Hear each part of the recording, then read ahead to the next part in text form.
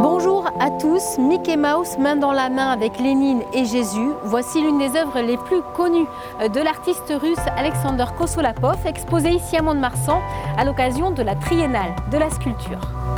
Alexander Kosolapov détourne les icônes de la société et les met en scène afin de tourner en dérision l'idéologie communiste et les symboles de la société soviétique. Cette œuvre fait évidemment partie du parcours officiel de Mont-de-Marsan Sculpture que nous vous proposons de découvrir dans ce numéro. Nous suivrons aussi l'imagination des enfants dans leur parcours artistique avant de retrouver l'artiste de la semaine, Benoît Huot.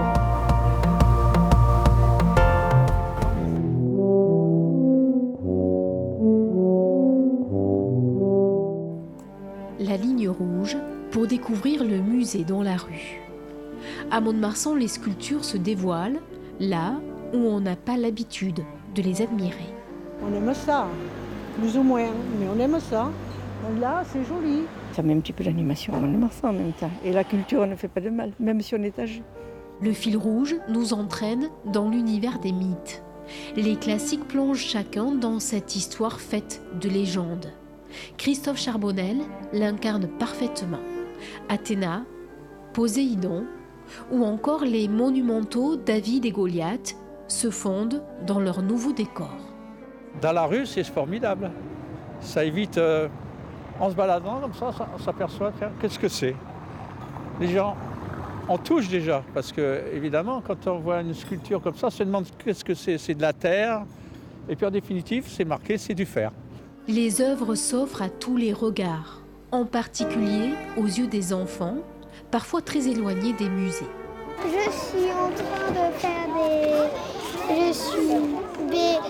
En fait, j'explique, je dis tout ce qui... à quoi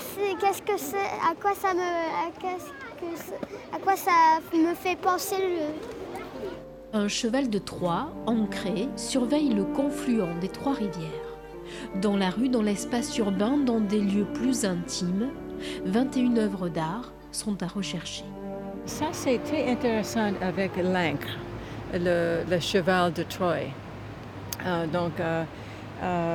J'ai lu l'explication et voilà, je comprends mieux l'intention de l'artiste.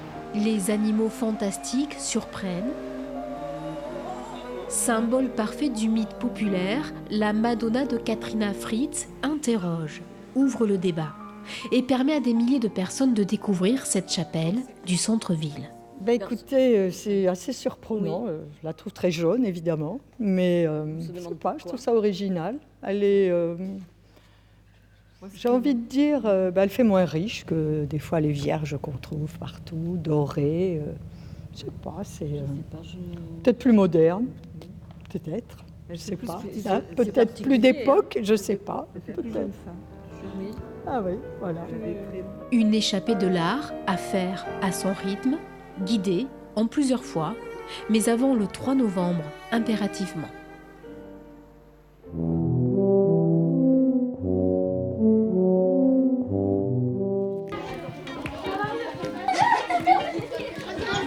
Moi, je vais faire un chat avec un corps de sirène et une corne de licorne. Un singe avec des oreilles d'éléphant et un cou de girafe et le corps d'un chien.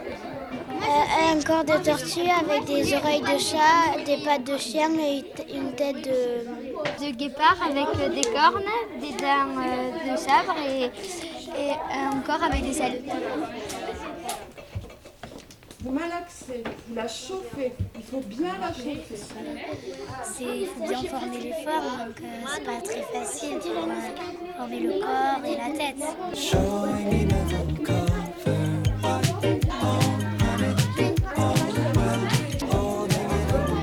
C'est une tête de chat avec un corps d'escargot et après je vais faire les ailes. C'est facile pour toi la sculpture? T'aimes bien? Non. Enfin, j'aime bien, mais c'est un peu difficile et après, quand tu sais ce que tu vas faire, ça va. Oh, elle n'a pas d'objectif.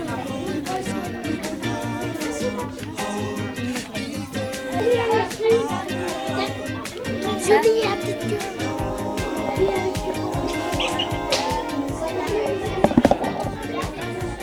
Qu'est-ce que tu es en train de faire? Je sais pas. Tu inventes? Ouais. J'ai des oreilles d'éléphant, une queue de serpent et un bec de poule.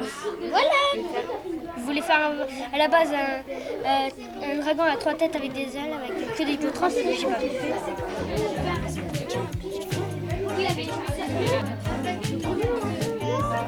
C'est difficile, donc moi j'ai décidé de ne pas faire les détails car c'est trop difficile.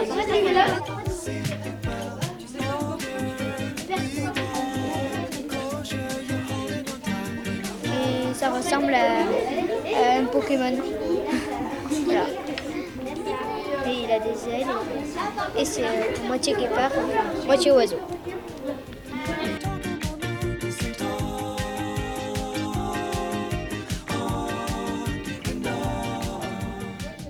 Il s'inscrit parfaitement dans la thématique des mythes de cette 11e édition de Mont-de-Marsan Sculpture. L'artiste Benoît Huot nous invite dans son univers. L'animal y prend un visage humain ou l'inverse, à vous de voir.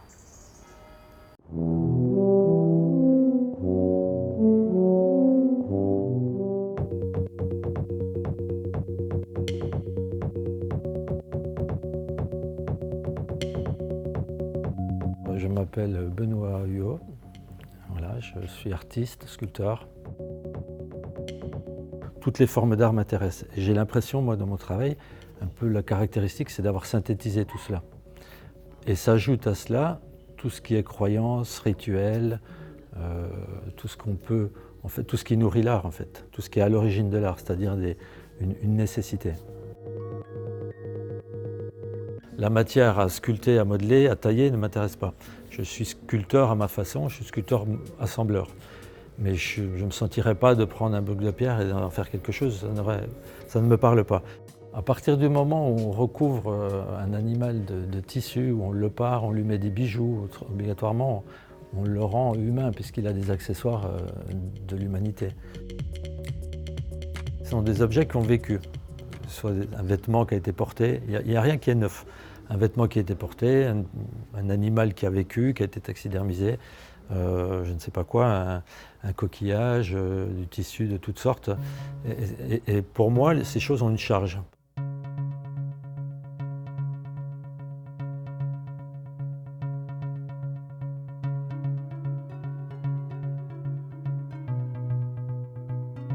On est invité par ce personnage à la fois à un respect parce qu'il est imposant et on ne peut pas trop savoir s'il est accueillant, gentil ou pas, mais en tout cas, il est présent, il nous indique qu'on va vivre quelque chose et après, on peut donc le contourner. On a réussi notre rite de passage et on peut continuer. Et là, nous tombons sur ce deuxième personnage qui est en fait un espèce de... Je le vois comme un chaman un peu, qui danse, qui est en transe ou qui effectue une danse particulière. Alors il est composé, lui, justement, il a une partie animale. Il a une tête de sanglier, des bois de cerf, des cornes de gazelle, je crois. Il y a deux possibilités. On peut prendre un corps d'animal et mettre une tête d'homme. Chez moi, c'est souvent un corps d'homme avec une tête d'animal. Il est ailleurs, il est dans un monde parallèle. Il est dans la transe, donc il a quitté le monde terrestre pour aller vers d'autres contrées. La représentation de la mort est quelque chose qui m'a toujours fasciné. Mais je pense que de toute façon, elle est à l'origine de la création. Si on n'était pas mortel, il y a peu de chances qu'il y ait des artistes, quoi. Je pense qu'on crée aussi pour se défaire de la peur, comme plein de pratiques permettent de se défaire de la peur. Mais on s'interroge surtout. Je crois que c'est vraiment, ce monde est un mystère. On peut être que mystique quand on est artiste, parce qu'on peut pas... On n'a pas de réponse, on ne peut pas savoir ce qu'est véritablement l'existence. La mythologie, je crois que c'est des histoires qui ont été inventées par des hommes pour s'expliquer le monde. Et moi, je ne fais rien d'autre que continuer à m'interroger sur le monde et à me raconter des histoires et à en proposer à voir.